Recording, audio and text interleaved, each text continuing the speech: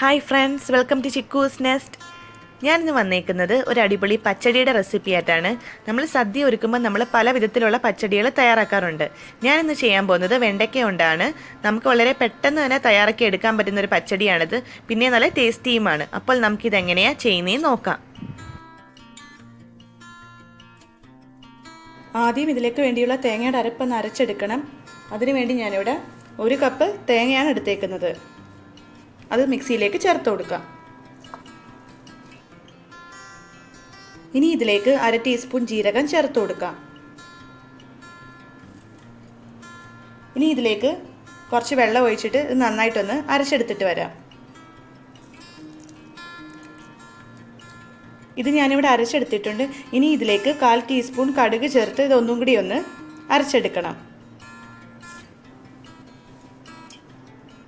ഇനി ഇത് അരച്ചെടുത്തിട്ട് വരാം.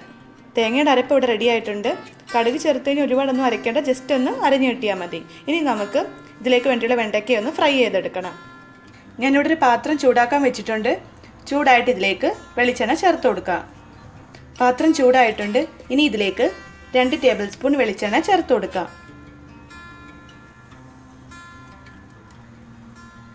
ഇനി ഒന്ന് ചൂടായി വരട്ടെ.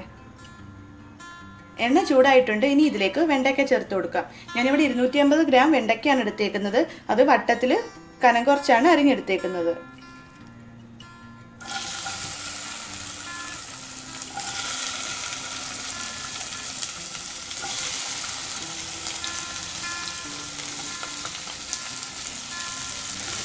ഇനി ഇതൊന്ന് മിക്സ് ചെയ്ത് കൊടുക്കാം.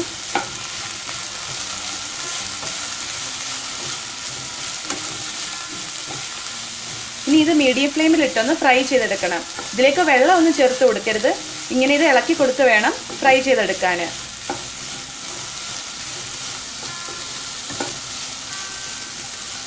ഇനി ഇതിലേക്ക് 2 പച്ചമുളക് അരിഞ്ഞത് ചേർത്ത് കൊടുക്കാം.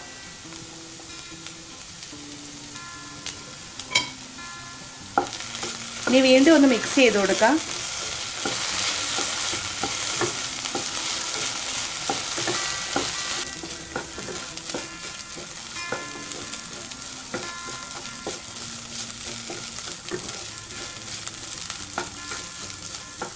ഇതിലേക്ക് ഉപ്പ് ചേർത്ത് കൊടുത്തിട്ടില്ലായിരുന്നു. ഇനി ഇതിലേക്ക് ആവശ്യത്തിനുള്ള ഉപ്പ് കൂടി ചേർത്ത് കൊടുക്കാം.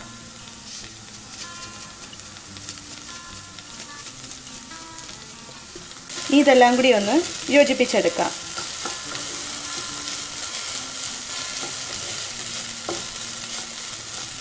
വെണ്ടയ്ക്കയുടെ കളറൊക്കെ ചേഞ്ചായി തുടങ്ങിയിട്ടുണ്ട്. ഇനി നമുക്ക് ഫ്ലെയിം ഒന്ന് ഇച്ചിരി ലോ ആക്കി കൊടുക്കാം. ഞാൻ മീഡിയം ഫ്ലെയിമിലാണ് ഇട്ടിരുന്നത്. ഇനി ഒന്ന് ലോ ആക്കി കൊടുക്കാം.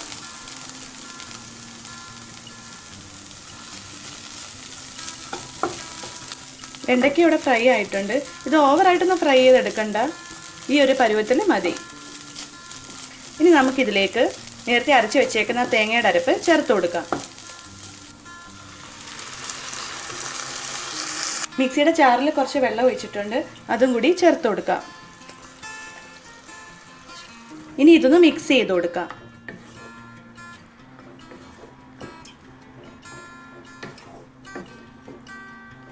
ഇനി അരപ്പ് ഈ വെണ്ടയ്ക്കയായിട്ട് ചേർന്നൊന്ന് വെന്ത് വരണം.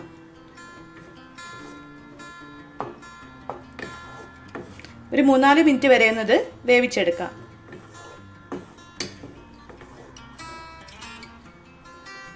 അരപ്പ് വെന്തിട്ടുണ്ട്. അതിൽ നിന്ന് തിള വരാൻ തുടങ്ങിയിട്ടുണ്ട്. ഇത് ഒരുപാട് നേരം ഇവിടെ തിളപ്പിക്കുകയൊന്നും വേണ്ട, ഈ ഒരു പരുവത്തിൽ മതി. ഇനി നമുക്ക് ഫ്ലെയിം ഓഫ് ചെയ്യാം. ഫ്ലെയിം ഓഫ് ചെയ്ത് കഴിഞ്ഞ് ഒരു 1-2 മിനിറ്റ് കഴിഞ്ഞിട്ട് നമുക്കിതിലേക്ക് തൈര് ചേർത്ത് കൊടുക്കാം. ഇപ്പോൾ 2 മിനിറ്റ് കഴിഞ്ഞിട്ടുണ്ട്. ഇനി ഇതിലേക്ക് തൈര് ചേർത്ത് കൊടുക്കാം. ഞാനിവിടെ 1 കപ്പ് തൈരാണ് ചേർത്ത് കൊടുക്കുന്നത്. അത് നന്നായിട്ടൊന്ന് ഉടച്ചെടുത്തതാണ്.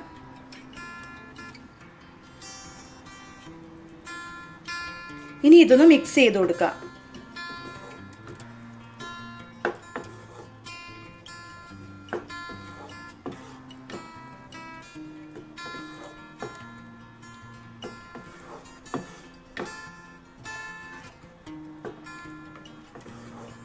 പച്ചടി ഇവിടെ റെഡി ആയിട്ടുണ്ട്. ഇനി ഇതിലേക്ക് കടുക് താളിച്ചിടാം.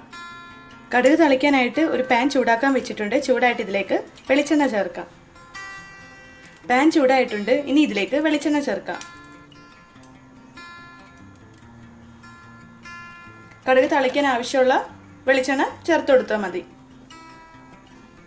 ഇനി ഇത് ചൂടായിട്ട് ഇതിലേക്ക് കടുക് ചേർത്ത് കൊടുക്കാം.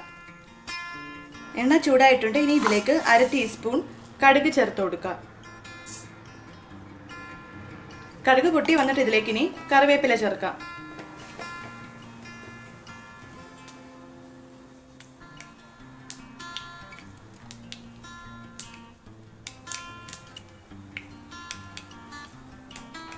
ഇനി ഇതിലേക്ക് കറിവേപ്പില ചേർക്കാം.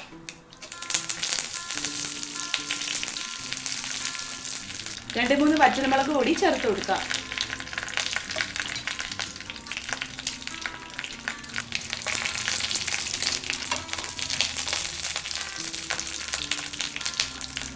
ഇനി നമുക്ക് ഫ്ലെയിം ഓഫ് ചെയ്യാം. എന്നിട്ട് ഇത് പച്ചടിയിലേക്ക് ചേർക്കാം.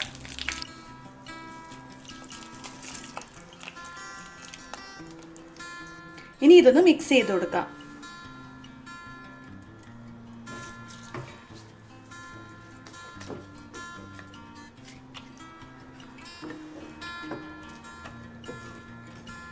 ഇനി ഇത് നമുക്ക് സെർവിങ് ബൗളിലേക്ക് മാറ്റാം.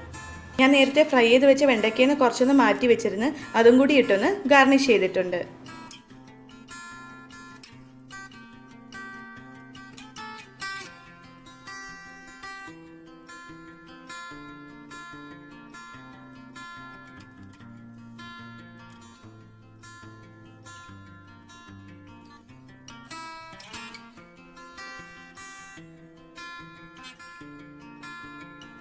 ഈ ഓണത്തിന് എല്ലാവരും ഈ പച്ചടി ഒന്ന് തയ്യാറാക്കി നോക്കണം.